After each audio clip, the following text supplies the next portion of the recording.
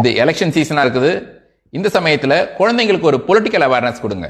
இது பொதுவான விஷயங்களா இருக்கட்டும், கட்சி சார்ந்து மட்டும் தான் இருக்கணும்னு அவசியம் இல்லை. கான்ஸ்டியூஷன் பத்தி, டெமோக்ராசி பத்தி, கவர்மெண்ட் பத்தி அவங்களுக்கு எக்ஸ்பிளைன் பண்ணுங்க. எலெக்ஷன் ப்ராசஸ் எக்ஸ்பிளைன் பண்ணுங்க. அந்த ஓட்டிங்கோடைய இம்பார்ட்டன்ஸை சொல்லுங்க, ரைட்ஸ் பத்தி சொல்லுங்க.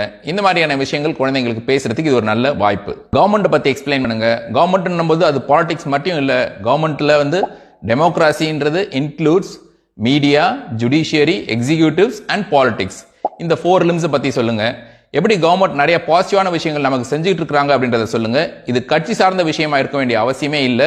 கட்சிக்கு அப்பாற்பட்டு எப்படி ஒவ்வொரு கவர்மெண்ட்டும் நமக்கு நல்ல விஷயங்கள் செய்யறதுனால தான் நம்ம இங்க எல்லாம் எஃபெக்டிவா இயங்கிட்டு இருக்கோம் அப்படின்ற ஒரு பாசிட்டிவான ஒரு ஹோப்ஃபுல்லான ஒரு விஷயத்தை குழந்தைங்களுக்கு எடுத்துட்டு போங்க. ஏன்னா குழந்தைங்களுக்கு சொல்லும்போது எப்போ பார்த்தாலும் இது சரியில்லை, அது சரியில்லை, ஊழல் அப்படின்னு ரொம்ப நெகட்டிவா நம்ம பேசிக்கிட்டே இருந்தோம்னா குழந்தைங்க வளரும் பொழுது ஒரு நெகட்டிவ் மைண்ட் செட்டோட வளருவாங்க. இது அவங்களுக்கு நல்லதில்லை. ஸோ ஒரு பாசிட்டிவ் ரீஇன்ஃபோர்ஸ்மெண்ட்டை கொடுங்க. பாசிட்டிவான விஷயங்கள் எவ்வளவு நடக்குது அப்படின்றத அவங்களுக்கு எடுத்துட்டு போங்க.